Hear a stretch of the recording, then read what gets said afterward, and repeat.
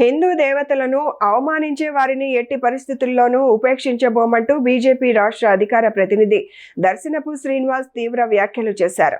రాష్ట్రంలో కొందరు దళిత వర్గాలను రెచ్చగొడుతూ హిందూ దేవుళ్లను దూషించే కుట్రలు జరుగుతున్నాయని ఆరోపించారు. బలవంతపు మత మార్పులను భారతీయ జనతా పార్టీ ఎప్పటికీ సమర్థించదని స్పష్టం చేశారు. గుంటూరులో మీడియాతో మాట్లాడిన దర్శనపు శ్రీనివాస్, రాజ్యాంగంలో దళితుల అభ్యున్నతి కోసమే రిజర్వేషన్లు కల్పించారని, మతం మార్పుల విషయంలో కొందరు అమాయకులను తప్పుదోవ పట్టిస్తున్నారని అన్నారు. కూటమి ప్రభుత్వంపై, హిందూ ధర్మంపై అసత్య ప్రచారం జరుగుతోందని ఆరోపించారు. రాష్ట్రంలోని దళిత వర్గాలు ప్రస్తుతం సంతోషంగా ఉన్నాయని వ్యాఖ్యానించారు.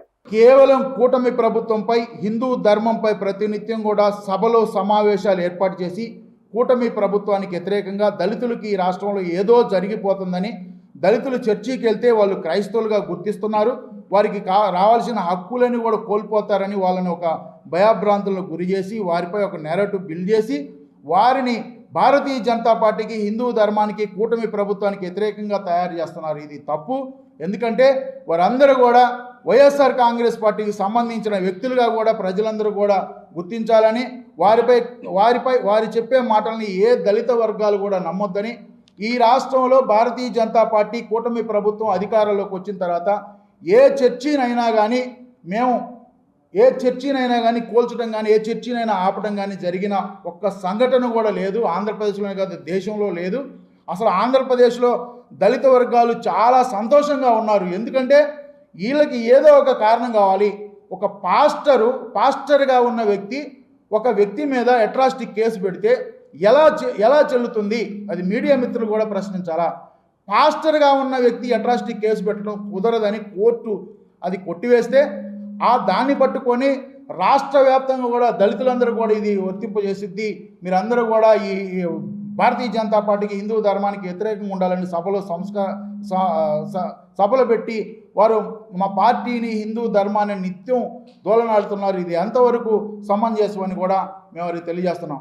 ముఖ్యంగా భారతీయ జనతా పార్టీ స్టాండు ఒకటే రాష్ట్ర ప్రజలకు తెలియజేస్తున్నాం. బలవంత మత మార్పిడులకి మేము ఖచ్చితంగా వ్యతిరేకమే. బలవంత మత మార్పిడులను ప్రోత్సహించే ప్రసక్తే లేదు. ఇంకోటి, మతం మారిన ఏ వ్యక్తులకైనా కానీ, ఎవరికైనా కానీ ఎస్సీ రిజర్వేషన్ అనేది ఇవ్వడానికి మేము ఎట్టి పరిస్థితులు ఊరుకునే ప్రసక్తే లేదు. మేము అవసరమైతే ఎంతవరకైనా కోర్టు ద్వారా ఖచ్చితంగా మేము న్యాయపరంగా కూడా మేము సిద్ధంగా ఉన్నాం.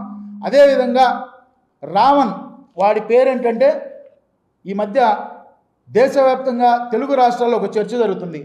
బచ్చలకూర జోసఫ్ ఆలియాస్ ప్రశ్న రావణ్, వీడు ఒక యూట్యూబ్ ఛానల్ పెట్టుకొని భారతదేశంలో పుట్టిన ప్రతి పౌరుడు కూడా సీతారాముల వారిని తల్లిదండ్రులుగా భావించుకుంటాం మనం. అలాంటి సీతారాముల వారిని వాడు యూట్యూబ్ ఛానల్ ఏర్పాటు చేసి వాడి ఇష్టం వచ్చినట్టు మాట్లాడితే ఊరుకోవాలా? చెప్పండి. వాడికి అనుకూలంగా కొంతమంది కమ్యూనిస్టులు, కొంతమంది హేతువాదులు ఈ మధ్య విజయవాడ రాష్ట్రంలో కొంత సమావేశాలు చేసి వాడికి ఉపా చట్టం ఎలా వర్తించిద్దని వాడికి సపోర్ట్గా మాట్లాడుతున్నారు. సిగ్గుందా? మీ అందరికీ బుద్ధి ఉందా? దేశవ్యాప్తంగా ప్రజలందరూ కూడా రాముడిని, సీతమ్మ వారిని తల్లిదండ్రులుగా భావిస్తుంటే వాడు ఇష్టం వచ్చినట్టు యూట్యూబ్ ఛానల్ పెట్టి వాడు హిందూ ధర్మాన్ని, హిందూ దేవీ దేవతలను విమర్శిస్తుంటే మేము చూస్తూ ఊరుకోవాలా? అంటే ఈ దేశంలో రాముడిని, సీతమ్మ వారిని పూజించే వాళ్ళందరూ కూడా ఎదవలా? నా కొడక, నీ అంతు చూస్తావు, నువ్వు బెయిల్ మీద బయటికి రా. నా పేరు దర్శనపు శ్రీనివాస్, నేను భారతీయ జనతా పార్టీ రాష్ట్ర అధికార ప్రతినిధిగా చెబుతాను. బెయిల్ మీద బయటికి నీ ఖచ్చితంగా పట్టుకొని తండకపోతే అప్పుడను సీతారాముల వారిని విమర్శిస్తే ఊరుకుంటావా? రాజకీయంగా ఏదైనా విమర్శ చేయి, రాజకీయంగా ప్రజలకు ఏదైనా అన్యాయం జరిగితే ప్రశ్నించు. మేము తల్లిదండ్రులుగా భావించే దేవీ దేవతలను విమర్శిస్తుంటే చూస్తూ ఊరుకుంటాం. వాడి మీద ఖచ్చితంగా ఉపా చట్టాన్ని అమలు చేయాల్సిందే. వాడు అసలు శాశ్వతంగా బయటికి రాకుండా వాడి మీద చట్టం పెట్టాల్సిందే.